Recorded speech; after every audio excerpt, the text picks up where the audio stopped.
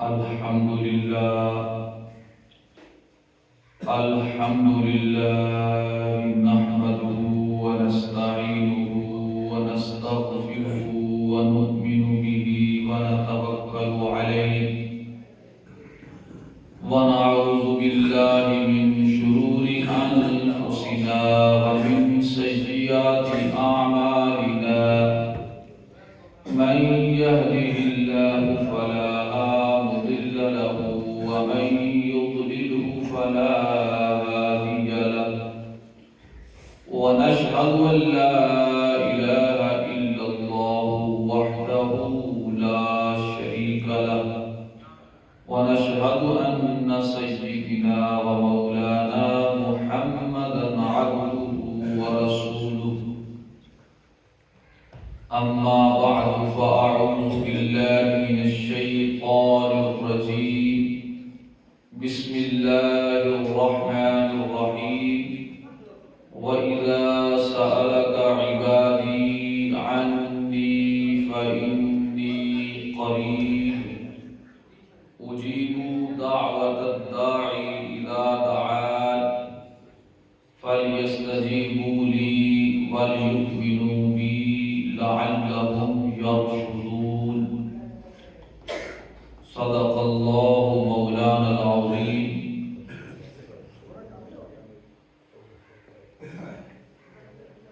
اللہ رب العزت کا بے حد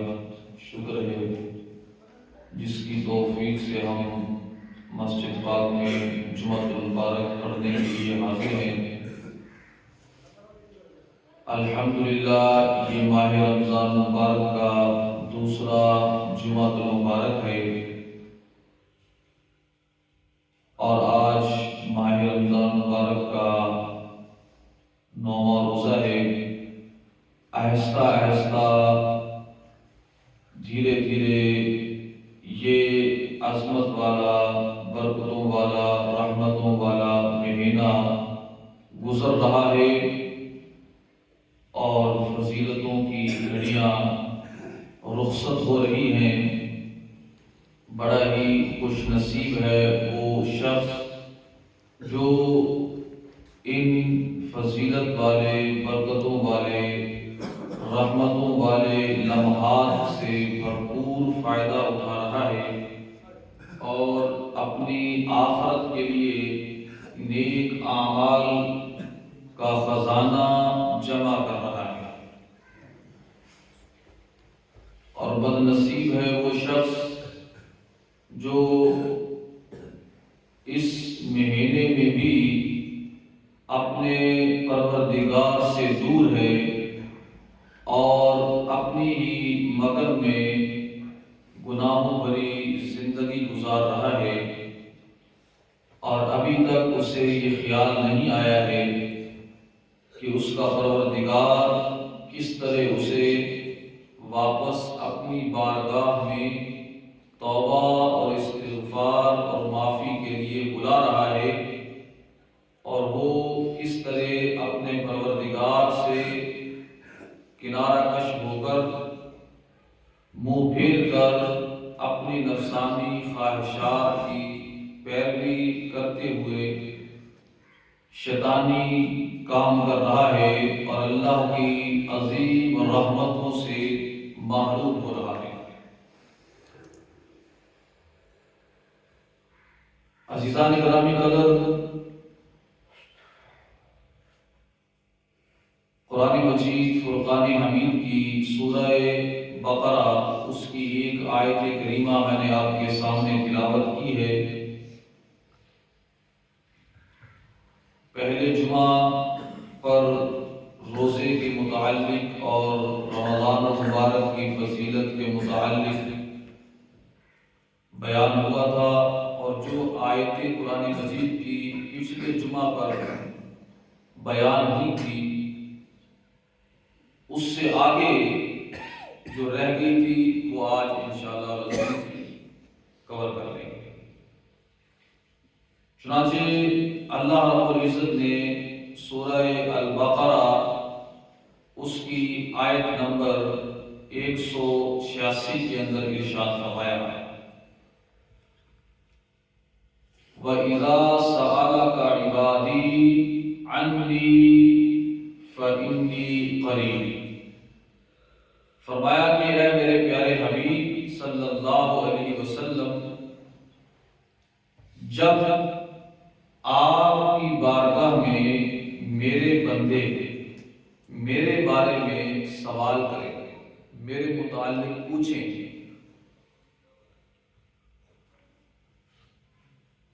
فَإِنِّي قَرِيبٌ، تو آپ انہیں بتا دیں کہ میں ان کے قریب ہوں۔ عزیزان گرامی قدر، انسان کے ذہن میں یہ سوال پیدا ہوتا ہے کہ وہ اپنے پروردگار کی عبادت کر رہا ہے، اس کا خالق و مالک ہے، تو وہ اسے راضی کرے، خوش کرے، یا جب اسے کوئی حاجت ہو، یا بندہ جب کسی مصیبت میں مبتلا ہو، کوئی پریشانی آ جائے، مسائل آ جائیں، کسی کام کی ضرورت پڑ جائے، تو وہ اپنے پروردگار جو اس کا خالق و مالک ہے، جسے وہ اپنا رب سمجھتا ہے، اس کی بارگاہ میں جا کر اپنی گزارش، اپنی عرضداشت، اپنی درخواست کیسے رکھ سکتا ہے؟ وہ کہاں ملے گا اسے؟ کیا اسے کسی ایسے خاص مقام پہ جانا پڑے گا؟ اس کی بارگاہ میں کوئی جگہ ہے، کوئی مقام ہے جہاں وہ جا کر اپنے پروردگار سے ملے اور اس کی بارگاہ میں اپنی درخواست رکھے؟ اور پھر یا وہاں جائے گا تو اس کے پروردگار کے وہاں آگے کوئی کارندے بھی ہوں گے جو اس کی سفارش کو اس تک پہنچائیں گے۔ جیسے ہمیں کسی حاکم کے پاس جانا ہو تو ڈائریکٹ تو ہماری ملاقات اس سے نہیں ہوتی، پہلے تو ہمیں وہاں جانا پڑے گا، وہاں جا کر اس کے نوکر چاکروں سے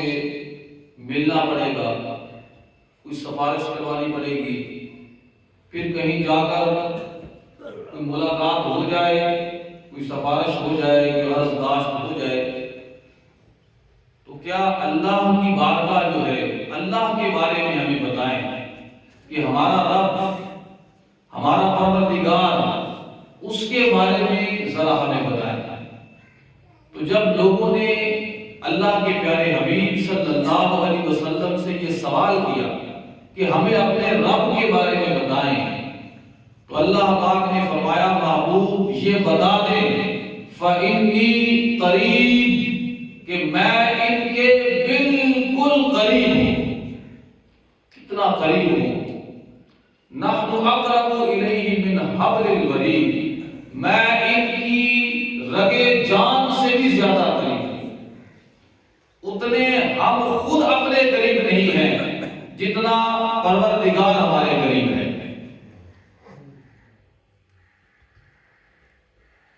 جب چاہیں، جہاں چاہیں، اجیب دعوت الداعی اذا دعان، میں جواب دیتا ہوں جب بھی کوئی مجھے پکارتا ہے، جس وقت کوئی مجھے پکارتا ہے تو میں اس کے قریب ہوں اور اس کی پکار کو سن رہا ہوں۔ بندے کو کیا چاہیے؟ فَلْيَسْتَجِيبُوا لِي، جب میں اتنا بے نیاز ہو کر، کائنات کا مالک و خالق ہو کر، بے پرواہ ہو کر، ہر چیز کا مالک ہو کر، جب بھی وہ مجھے پکارتا ہے میں اس کی پکار کو سنتا ہوں توجہ کے ساتھ اور اسے جواب بھی دیتا ہوں، تو پھر وہ تو میرا بندہ ہے، تو اس میرے بندے کو بھی چاہیے کہ فَلْيَسْتَجِيبُوا لِي، وہ میرا حکم مانے۔ جو میں کہہ رہا ہوں وہ مانے، وَلْيُؤْمِنُوا بِي، اور مجھ پر ایمان لائے، مجھ پر یقین کرے، مجھ پر ایمان لائے، لَعَلَّهُمْ يَرْشُدُونَ، تاکہ وہ ہدایت حاصل کر لیں، کامیابی حاصل کر لیں۔ تو عزیزان گرامی قدر، یہ تو تھا اس آیت کریمہ کا سادہ سا ترجمہ۔ تو بات واضح ہو گئی کہ جب بھی بندہ دعا کرنا چاہے تو اپنے پروردگار کی بارگاہ میں آ جائے اور اس سے سوال کرے، تو وہ اس کے سوال کو سنتا بھی ہے اور جواب بھی دیتا ہے، اور صرف سنتا اور جواب ہی نہیں دیتا بلکہ اس کی اس مصیبت کو، اس کی پریشانی کو اور اس کی چاہت کو پورا کرنے کی طاقت بھی رکھتا ہے اور فیصلہ بھی فرماتا ہے۔ ایسا نہیں ہے کہ اس کے پاس طاقت نہ ہو یا کسی سے اس کو اجازت لینی پڑے کہ فلاں بندے نے مجھ سے یہ مانگ لیا ہے، اب میں دوں یا نہ دوں، یا کسی سے اسے مشورہ کرنا پڑے کہ فلاں نے مجھ سے یہ مانگا ہے، میں اسے دوں یا نہ دوں۔ ایسا نہیں ہے، کیونکہ میں حاکم مطلق ہوں۔ حدیث پاک میں ہے، تاجدار کائنات امام الانبیاء محبوب کبریا صلی اللہ علیہ وآلہ وسلم سے منقول حدیث پاک میں ہے، جس کا مفہوم یہ ہے کہ اگر ساری کائنات ایک میدان میں جمع ہو جائے اور کل کائنات اللہ کے حضور سوال کرے، مانگے، اپنی درخواست پیش کرے، اور ان میں سے ہر ایک ہی سوال کرے، تو اللہ ہر ایک کو عطا کر سکتا ہے، اور اس کے خزانے میں ذرا برابر کمی نہیں آئے گی، اور ہر ایک اپنی علیحدہ علیحدہ خواہش رکھے اللہ کی بارگاہ میں، تو فرمایا کہ میں ان میں سے ہر ایک کو اس کی چاہت کے مطابق عطا کر دوں گا، اور میرے خزانے میں اتنی کمی بھی نہیں آئے گی جتنی سمندر میں بیٹھ کر ایک چڑیا پانی پیتی ہے تو اس سمندر میں کمی آتی ہے۔ اللہ اکبر۔ عزیزان گرامی قدر، ہمارا خالق، ہمارا مالک، ہمارا پروردگار، اس نے ہمیں پیدا کیا ہے، اتنا بڑا پروردگار ہے، اتنا رحیم و کریم ہے، پھر ہم اس سے دور ہو جائیں تو نقصان کس کا ہے؟ نقصان صرف ہمارا ہے۔ ہم اس سے دور کیسے ہو سکتے ہیں؟ حالانکہ اس نے تو ہمیں پیدا کیا ہے، ہم تو تھے بھی نہ، اس نے ہمیں بنا دیا، پھر صرف بنایا ہی نہیں، ہمیں تخلیق کر کے ہماری صورت بھی بنائی ہے، اس نے ایک خوبصورت شکل و صورت دے کر ہزاروں نعمتیں عطا کر دی ہیں، اور پھر وہ یہ فرما رہا ہے کہ ذرا میرا ان نعمتوں پر شکر بھی ادا کرو، اور بطور شکر اگر وہ یہ حکم جاری فرمائے کہ ایک مہینے کے لیے صبح صادق سے لے کر غروب آفتاب تک تم نے وہ نعمتیں جو دن اور رات سارا سال آپ کھاتے پیتے ہیں صرف میری خاطر تم نے چھوڑنی ہے، تو ہم بطور شکریہ کہ وہ ہمیں ہر وقت ادا کر رہا ہے، ہم روزہ نہ رکھ سکیں، اتنا بھی شکر ادا نہ کر سکیں کہ وہ ہمیں صحت بھی عطا کرے، وہ ہمیں جوانی بھی عطا کرے، وہ ہمیں عزت و مرتبہ بھی عطا کرے، وہ ہمیں اولاد بھی عطا کرے، وہ ہمیں ہر چیز عطا کرے، اور ہم اس کے لیے روزہ بھی نہ رکھ سکیں۔ تو عزیزان گرامی قدر، پھر بندے کی بندگی میں کمی ہے، اس کی ادا میں کمی ہے۔ ذرا بندہ تو بن کر دکھائے، پھر اس کی اداؤں کا نظارہ کرے گا، اور ایسا حاکم مطلق اور ایسا محبوب مولا آقا کبھی آپ نے نہیں دیکھا ہوگا کہ جو خود اپنے غلاموں کو کہے کہ ذرا آ کر مجھ سے مانگا تو کرو، ذرا آ کر مجھ سے سوال تو کیا کرو، میرے خزانے بڑے وسیع ہیں، تم مانگتے کیوں نہیں ہو؟ کوئی ایسا آقا ہوگا جو نافرمانوں کو کہے کہ ذرا میری بارگاہ میں آ کر توبہ تو کرو، معافی تو مانگو، پھر میرا معاف کرنا دیکھنا اور میری عطا اور بخشش دیکھنا۔ عزیزان گرامی قدر، دنیا میں اگر ہم کسی کے دروازے پر جا کر ایک دو دفعہ مانگ لیں تو اس کے بعد اس کے پاس دینے کے لیے کچھ نہیں ہے سوائے جھڑک اور غصے کے۔ وہ کہے گا کہ آپ کو میرا ہی دروازہ نظر آیا، آپ کو کوئی اور دروازہ نظر نہیں آیا۔ لیکن اللہ پاک وہ ذات پاک ہے جو ہر رات نبی کریم صلی اللہ علیہ وآلہ وسلم نے فرمایا، حدیث پاک کے اندر فرمایا کہ میرا پروردگار اللہ رب العزت، صحیح بخاری کی حدیث پاک ہے، اللہ رب العزت اپنی شایان شان ہر رات آسمان دنیا پر نزول فرماتا ہے اور ہر رات یہ فرماتا ہے کون ہے جو مجھ سے دعا کرے میں اس کی دعا کو قبول کروں گا، کون ہے جو مجھ سے سوال کرے میں اسے اس کے سوال کے مطابق عطا کروں گا، کون ہے جو مجھ سے بخشش مانگے میں اس کی بخشش کروں گا۔ کسی شاعر نے کیا خوب کہا ہے، پچھلی راتی رحمت رب دی کرے بلند آوازاں، ہے کوئی بخشش منگن والا کارن کھلا ہے دروازہ۔ رحمت دا دریا الہی ہر دم وگدا تیرا، جے قطرہ بخشی مینوں کب بن جاوے میرا۔ اس کی رحمت کے دریا تو ہر دم جاری و ساری ہے، لیکن بندہ اس کی بارگاہ میں ایک دفعہ آ جائے اور پھر ماہ رمضان مبارک کے مہینے میں تو گویا سیل لگی ہوئی ہے، بہاریں لگی ہوئی ہیں رحمتوں کی، برکتوں کی۔ عزیزان گرامی قدر، سوال یہ پیدا ہوتا ہے کہ ہم اپنے پروردگار سے کون کون سی چیز مانگیں، کیا مانگیں، کس چیز کا سوال کریں؟ تو آقا علیہ السلام نے وہ بھی ہمیں سکھا دیا، اس لیے کہ جب عطا کرنے والا صرف اللہ ہی ہے تو پھر اس کی بارگاہ میں آ کر آپ نے ہر چیز مانگنی ہے۔ آقا علیہ السلام نے ایک حدیث پاک میں بیان فرمایا کہ تم اپنی ہر ضرورت کا سوال اللہ سے کرو، اپنی ہر ضرورت کا سوال اللہ سے کرو، جو بھی ضرورت ہے اس کا سوال اللہ سے کرو، حتیٰ کہ جوتے کے تسمے کا سوال بھی اللہ سے کرو۔ یہ ایک عام سی چیز ہے کہ میرے پاؤں میں جوتے پہنے ہوئے ہیں، اس کا تسمہ نہیں ہے باندھنے کے لیے، اب اس کی کیا ویلیو ہے؟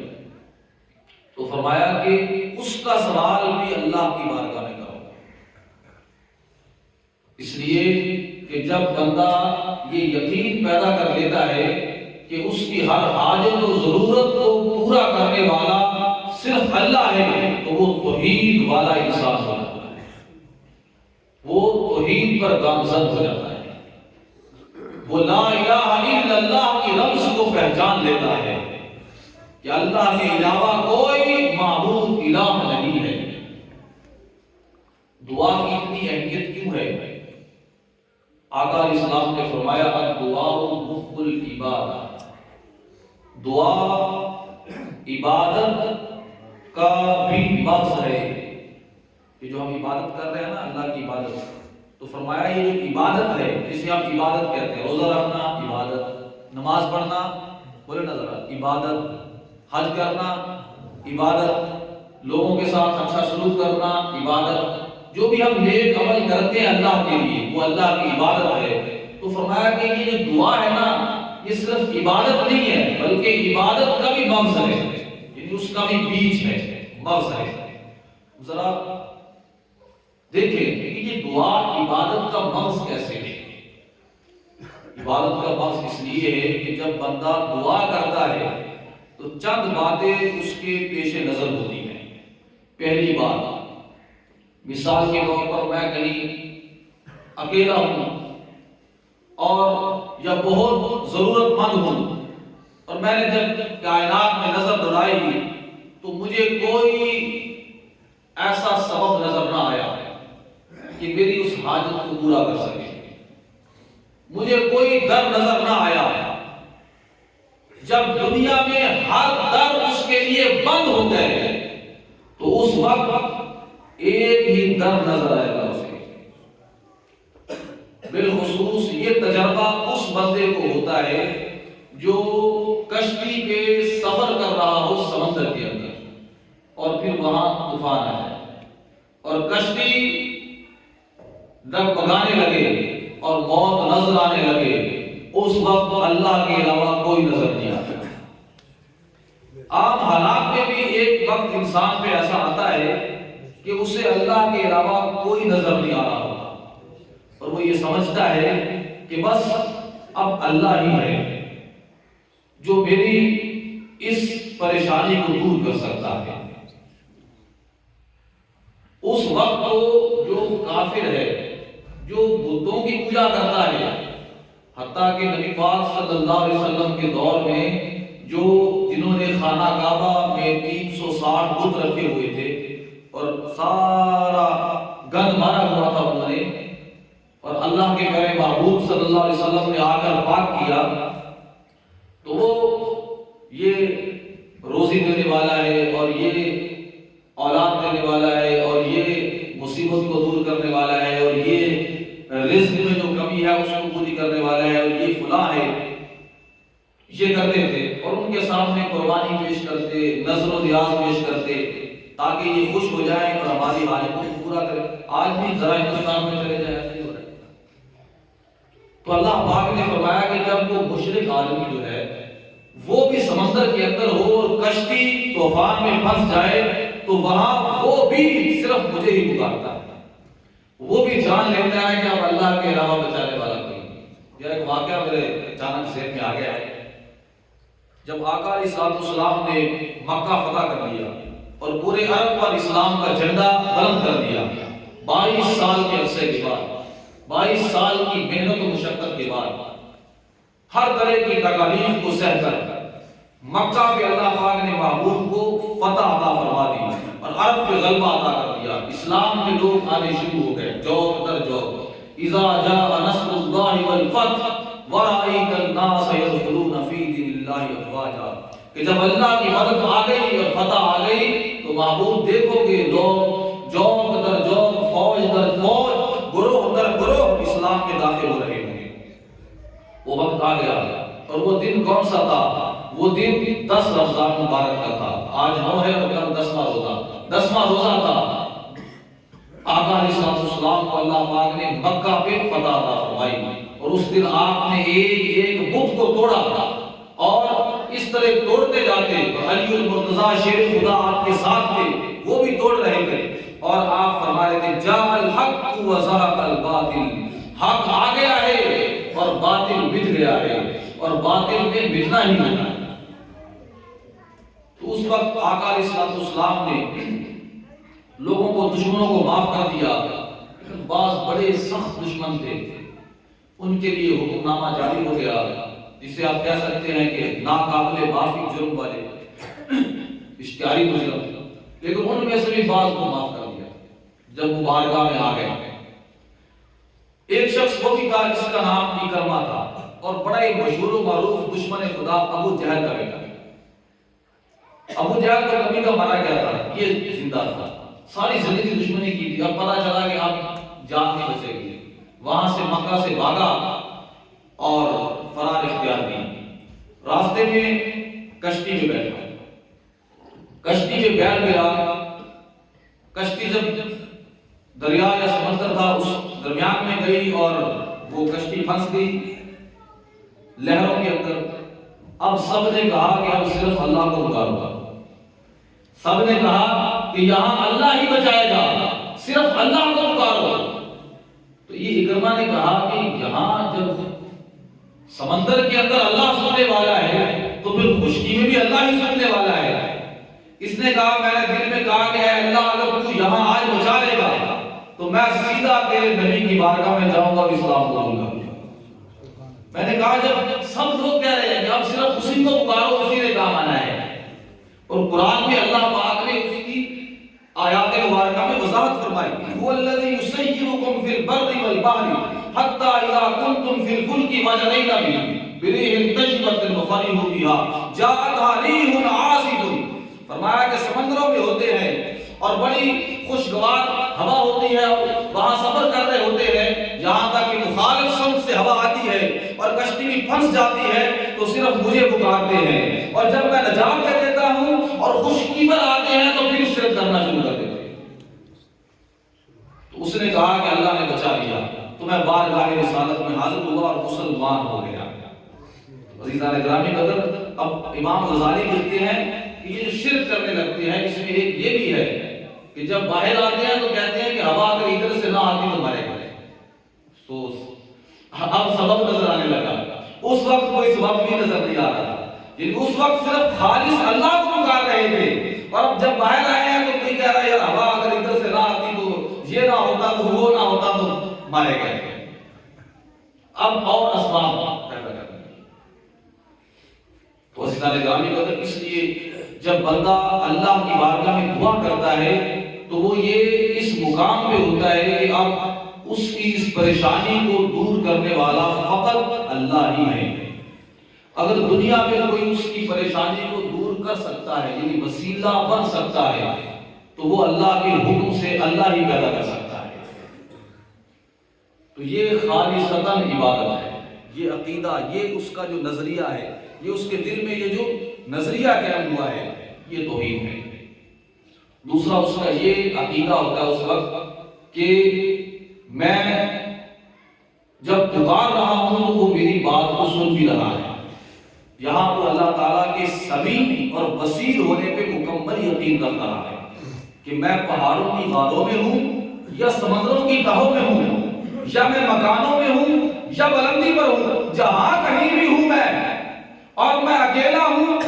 یا لوگوں کے اندر موجود ہوں، جیسے ہی بلند آواز سے پکار رہا ہوں یا زبان کے اندر دل کے اندر پکار رہا ہوں، وہ پروردگار میری پکار کو سن رہا ہے۔ جب یہ عقیدہ پیدا ہوتا ہے تو بندہ واقعی سچا مومن ہوتا ہے، اور یہی عبادت ہے۔ اللہ کے بارے میں یہ عقیدہ پیدا ہوگا۔ اور تیسرا، وہ یہ یقین بھی رکھتا ہے کہ وہ نہ صرف سن رہا ہے اور مجھے دیکھ رہا ہے اور میری ہر مصیبت اور پریشانی سے بخوبی واقف ہے، بلکہ وہ یہ بھی عقیدہ رکھتا ہے کہ وہ بغیر کسی ڈر اور خوف کے میری اس مصیبت کو دور کرنے پہ پوری طرح قادر بھی ہے۔ تو یہ تین باتیں جب اندر پیدا ہو گئی تو وہ سچا موحد ہو گیا، اللہ کو کی توحید پر گامزن ہو گیا، اور اس میں وسیلہ کی نفی نہیں ہو رہی ہے۔ اب وسیلہ کیا ہے، یہاں یہ بھی میں وضاحت کرتا جاؤں۔ وسیلہ یہ ہے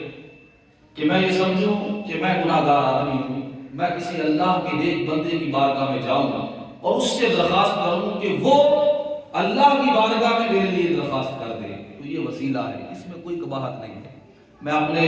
والد کو کہوں کہ وہ میرے لیے اللہ کی بارگاہ میں دعا کرے تو میرا والد میرے لیے وسیلہ بنے گا۔ میں کسی نیک آدمی کو کہوں جو اللہ کا معبود بندہ ہے، اللہ کے نیک بندوں میں سے ہے، کہ میں اس کی بارگاہ میں جا کر عرض کروں کہ آپ میرے لیے اللہ کی بارگاہ میں دعا کر دیں، تو میں نے اس اللہ کے بندے کو وسیلہ بنایا ہے، اور وہ اللہ کا بندہ اللہ ہی سے مانگ رہا ہے۔ تو اس میں کوئی قباحت نہیں ہے، بلکہ اللہ تعالیٰ نے اس کا خود حکم دیا ہے۔ فرمایا اپنے پیارے حبیب صلی اللہ علیہ وسلم کو کہ اپنے صحابہ کو کہیں کہ وہ آپ کی بارگاہ میں آئیں اور آپ اے میرے محبوب خود ان کے لیے دعا کریں اور میری بارگاہ میں استغفار کریں۔ اور آقا علیہ السلام نے فرمایا کہ تمہاری قبریں جو ہیں وہ اندھیروں سے بھری ہوتی ہیں، اور جب کسی کی نماز جنازہ وغیرہ ہو، بعض لوگوں نے آقا علیہ السلام کو بتائے بغیر ہی نماز جنازہ پڑھی تاکہ آقا علیہ السلام کو تکلیف نہ ہو رات کے وقت، اور اپنے میتوں کو دفن کر دیا۔ جب پتہ چلا تو آقا علیہ السلام اس میت کی قبر پر گئے اور وہاں کھڑے ہو کر آپ نے اس کے لیے دعائے مغفرت کی، نماز جنازہ پڑھی، اور پھر فرمایا کہ مجھے بتائے، جب تک میں تمہارے اندر موجود ہوں تو مجھے بتائے بغیر اپنے میتوں کو دفن نہ کیا کرو، تمہاری قبروں میں اندھیرا ہوتا ہے، اللہ پاک میری دعا کی وجہ سے انہیں منور کر دیتا ہے۔ یہ وسیلہ ہے، یہ کیا ہے؟ آقا علیہ السلام خطبہ جمعہ اس طرح دے رہے تھے تو قحط تھا، بارش نہیں آئی تھی، ایک شخص کھڑا ہوا اور اس نے عرض کی یا رسول اللہ، اللہ کی بارگاہ میں دعا کیجیے اللہ پاک بارش عطا فرمائے، ہم مارے گئے ہیں، قحط کے ساتھ جانور مر رہے ہیں۔ آقا علیہ السلام نے اپنا دست مبارک اٹھایا اور اللہ کی بارگاہ میں دعا کی۔ صحابی کہتے ہیں منبر سے نیچے تشریف نہیں لائے تھے، ہم نے دیکھا کہ آقا علیہ السلام کی داڑھی مبارک بارش کی وجہ سے بھیگی تھی۔ پتہ چلا کہ کچھ تو ایسے ہیں جن کی دعا ان کے اپنے گناہوں کی وجہ سے، اللہ کی عطا کی وجہ سے نہیں، جلد قبول بھی ہوتی ہے، اور بعض ایسے ہیں جو اللہ کے اتنے نیک ہوتے ہیں کہ ان کی دعا تیر کی طرح جھلکتی ہے۔ اس لیے پھر نیک لوگوں سے دعا کروانی چاہیے، والدین سے، نیک لوگوں سے۔ تو عزیزان گرامی قدر، اور دعا صرف اللہ کی بارگاہ میں کرنی چاہیے، حتیٰ کہ جوتے کا تسمہ بھی ٹوٹ جائے تو یہ امید ہونی چاہیے کہ یہ اللہ ہی نے عطا فرمانا ہے، اس کا سبب اللہ ہی نے پیدا کرنا ہے، اور یہ یقین کامل ہونا چاہیے۔ عزیزان گرامی قدر، تو فرمایا وَإِذَا سَأَلَكَ عِبَادِي عَنِّي فَإِنِّي قَرِيبٌ أُجِيبُ دَعْوَةَ الدَّاعِ إِذَا دَعَانِ، جو قریب ہے اسے پکارو، وہ تمہاری پکار کو سنتا ہے۔ اب دعا کی قبول ہونے کی کچھ شرطیں ہیں، ان میں سے دو تو اسی آیت میں بیان کر دیں۔ فَلْيَسْتَجِيبُوا لِي، میرا ہر حکم مانو، تم نہیں مانو گے بندے ہو کر تو میں خدا ہو کر کیسے مانوں گا؟ فَلْيَسْتَجِيبُوا لِي، میرا ہر حکم مانو، وَلْيُؤْمِنُوا بِي، مجھ پہ پورا یقین رکھو کہ میں جو بھی کر رہا ہوں تمہارے بھلے کے لیے کر رہا ہوں۔ اور دعا میں آقا علیہ السلام نے فرمایا جلد بازی نہ کرو۔ جلد بازی، پوچھا یا رسول اللہ جلد بازی کیا ہے؟ فرمایا جلد بازی یہ ہے کہ بندہ دعا کرتا ہے پھر کہتا ہے میری دعا پوری نہیں ہوئی، وہ دعا کرنا ہی چھوڑ دیتا ہے۔ ایسا نہ کرو، دعا میں جلد بازی نہ کرو، دعا کرتے رہو اور کرتے رہو اور بہت زیادہ دعا کرو۔ اور دعا میں سب سے پہلے اپنے گناہوں کی معافی مانگو۔ گناہ گار ہو کر سیاہ دل لے کر اللہ کی بارگاہ میں آ گئے ہیں اور مانگ رہے ہیں، کیسے ملے گا؟ حضرت موسیٰ علیہ السلام نے بارش کے لیے دعا کی، مجمع اکٹھا تھا، اللہ پاک نے فرمایا میرے نبی کیسے دعا قبول کروں، کیسے بارش ہو؟ مجمع میں تو ایک گناہ گار ہے اور ہے چغل خور، چغل خور ہے۔ تو فرمایا یا اللہ بتاؤ وہ کون چغل خور ہے تاکہ میں اسے نکال دوں۔ فرمایا کہ میں تو خود منع کر رہا ہوں کہ چغلی نہیں کرنی، اور میں ہی چغلی کر دوں کہ وہ کون ہے؟ فرمایا یہ کیسے ہو سکتا ہے؟ تو حضرت موسیٰ علیہ السلام نے فرمایا تمہارے اندر ایک چغل خور ہے، ذرا وہ ظاہر ہو جائے دعا کب قبول ہوگی؟ اس نے کہا مولا کریم پردہ رکھا ہوا ہے تو بڑا غفور رحیم ہے، بڑا ہی غفور رحیم ہے، ستار ہے، عیبوں میں پردے ڈالنے والا ہے، تیری بارگاہ میں توبہ کرتا ہوں آئندہ چغلی نہیں کروں گا،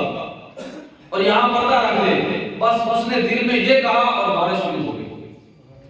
حضرت موسیٰ علیہ السلام نے عرض کی مولا کریم ابھی تو وہ بندہ بیعت نہیں ہوا ہے، فرمایا میری صلح ہو گئی ہے اس کے ساتھ۔ تو عزیزان گرامی قدر، پہلے گناہوں کی معافی مانگے، سچے دل کے ساتھ بخشش مانگے، اپنے گناہوں کو یاد کر کے یہ میری غلطی ہوئی ہے، اے میرے مولا مجھے معاف کر دے، اس کے بعد دعا کریں، اور پھر دعا کرتے رہیں، اور اگر وہ دعا کا رزلٹ آپ کو نظر آ جائے تو اللہ کا شکر ادا کریں، اللہ پاک نے اس کا نتیجہ نکال دیا ہے، اور اگر دنیا میں نظر نہ آئے تو آخرت میں اس کا نتیجہ آپ کو ضرور ملنے والا ہے، آخرت میں ضرور ملنے والا ہے۔ اس لیے اللہ پاک نے فرمایا قرآن مجید کے اندر کہ ہو سکتا ہے کہ تم ایک چیز کو پسند کر رہے ہو اور وہ تمہارے لیے بری ہو، اور ایسا بھی ہو سکتا ہے کہ تم ایک چیز کو ناپسند کر رہے ہو اور وہ تمہارے لیے اچھی ہو، اس لیے کہ بندے کو پورا علم نہیں ہوتا، اللہ پاک کو پورا علم ہوتا ہے۔ اور بعض بات دعا دیر کے ساتھ اللہ کی حکمت کی وجہ سے اس کا نتیجہ، دعا جب بندہ کرتا ہے قبول اس وقت ہی ہو جاتی ہے، سن لیتا ہے، لیکن اس کا نتیجہ ظہور۔ اب حضرت ابراہیم علیہ السلام نے خانہ کعبہ بنایا، اللہ کے نبی خلیل نے، تو خانہ کعبہ بنانے کے بعد سب سے پہلے انہوں نے جو دعا مانگی تھی کہ اے اللہ اس خانہ کعبہ کو بسانے والا اپنا آخری نبی بھیج دے، تو پتہ اس دعا قبول تو اسی وقت ہو گئی، لیکن اس دعا کا نتیجہ ظاہر کب ہوئی؟ ان کے 3000 سال بعد امام الانبیاء محبوب کبریا صلی اللہ علیہ وسلم دنیا میں آئے، تو پتہ چلا کہ دعا کا نتیجہ بعض اوقات دیر سے نکلتا ہے۔ اور دعا قبول کے اوقات کو بھی ڈھونڈنا چاہیے، یعنی فرض نماز کے بعد آذان اور تکبیر کے درمیان مسجد میں آ کر، بارش کے وقت، جمعہ المبارک کے دن، قبولیت کے جو اوقات ہیں، پچھلی رات، ان اوقات کو مد نظر رکھنا چاہیے۔ اور سب سے بڑھ کر رزق حلال پیٹ میں ہونا چاہیے، کیونکہ آقا علیہ السلام نے فرمایا، اللہ پاک فرماتا ہے کہ ایک میرا بندہ ہے، وہ جنگل میں ہے، بیابان کے اندر ہے، پریشان ہے، اس کے بال گرد آلود ہے، سر میں مٹی ہے اور بڑی مصیبت میں ہے، اور وہ کہتا ہے یا ربی اے میرے رب، اے میرے رب۔ تو فرمایا کہ میں اس کی دعا کیسے قبول کروں گا جبکہ اس کا کھانا حرام کا ہے، اس کا پہننا حرام، کپڑے حرام کے پہنے ہوئے ہیں، اس کا پینا لقمہ حرام کا ہے۔ تو فرمایا کہ مجھے بتاؤ کہ میں اس کی کیسے دعا قبول کروں؟ تو پتہ چلا کہ پیٹ کے اندر رزق حلال جو خود عبادت ہے، اس کے پیٹ میں رزق حلال ہے، وہ ہر وقت عبادت میں ہے، یہ ضروری ہے، ورنہ رزق حلال نہیں ہوگا تو دعا کی قبولیت میں ہاتھ بن جائے گا۔ عزیزان گرامی، اگر رزق حلال ہونا چاہیے۔ اور آخری بات کہ اگر پھر بھی آپ سمجھ رہے ہیں کہ میری دعا کا رزق نظر نہیں آ رہا ہے، تو ایسا بھی ہو سکتا ہے کہ پروردگار یہ چاہ رہا ہو کہ یہ میرا بندہ اب مصیبت میں آیا ہے تو مجھ سے مانگ رہا ہے۔ بندے کا حال یہ ہے، سورہ یونس میں اللہ پاک نے فرمایا کہ جب مصیبت ہوتی ہے تو اٹھتے، بیٹھتے، چلتے، لیتے، ہر وقت مجھے پکار رہا ہے، اور جیسی مصیبت میں نے دور کی تو گویا کبھی آئی ہی نہیں تھی، ایسے بھول جاتا ہے۔ اور بعض بندوں کی پکار اللہ کو بہت پسند ہے، ہو سکتا ہے وہ تمہارا پکارنا بہت پسند کر رہا ہو، بہت پسند کر رہا ہو۔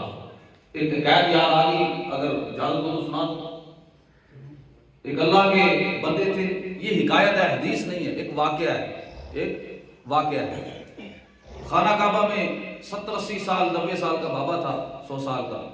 اور وہ دعا مانگتا تھا اور جواب میں آتا تھا کہ جاؤ تیری قبول نہیں ہے۔ ایک نوجوان ساتھ کھڑا تھا، وہ جب بھی کوئی اللہ کی بارگاہ میں عرض کرتا تو ایک غیبی آواز آتی کہ جاؤ، چلے جاؤ، تم نامقبول ہو، کوئی قبولیت نہیں۔ وہ نوجوان کہتا کہ بابا آپ بس مانگ ہی رہے ہیں اور عبادت کر رہے ہیں اور مانگ رہے ہیں، میں کافی دیر سے آپ کے پاس سن رہا ہوں کہ آپ کو یہ آواز آ رہی ہے کہ چلے جائیں، آپ نامقبول ہیں۔ تو اس بابے نے کہا کہ آپ نے تو آج سنی ہے، یہ میں 70 سال سے سن رہا ہوں۔ کتنے سال سے؟ 70 سال مانا یعنی بہت عرصے سے سن رہا ہوں، یہی آواز سن رہا ہوں۔ تو اس نے کہا کہ پھر آپ پھر بھی یہاں پر ہیں؟ اس نے کمال کی بات کی، اس نے کہا کہ پھر اس در کے علاوہ کوئی در ہے تو بھائی وہ مجھے دھتکار دے یا مجھے رکھ لے، تو جانا تو میں نے اسی کے پاس ہے۔ ذرا ماں کو تو دیکھیں، جب بچہ شرارت کرتا ہے، ماں کی نافرمانی کرتا ہے تو اسے ڈانٹتی ہے اور مارتی ہے، اور وہ روتا ہے تو کہاں جاتا ہے؟ اسی ماں کی گود میں ہی آتا ہے،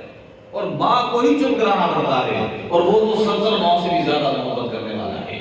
اس بابے نے کہا کہ میں تو اسی کی بارگاہ میں پکارتا رہوں گا، کیونکہ وہ دھتکار دے یا قبول کر لے، دروازہ تو اسی ایک کا ہی ہے نا، اس کے علاوہ کوئی در نہیں ہے۔ آواز آئی، اس اے بزرگ جات، میری 70 سال کی بات بھی ہم نے قبول کر لی ہے۔ اگر اس یقین کے ساتھ تو نے کہا ہے،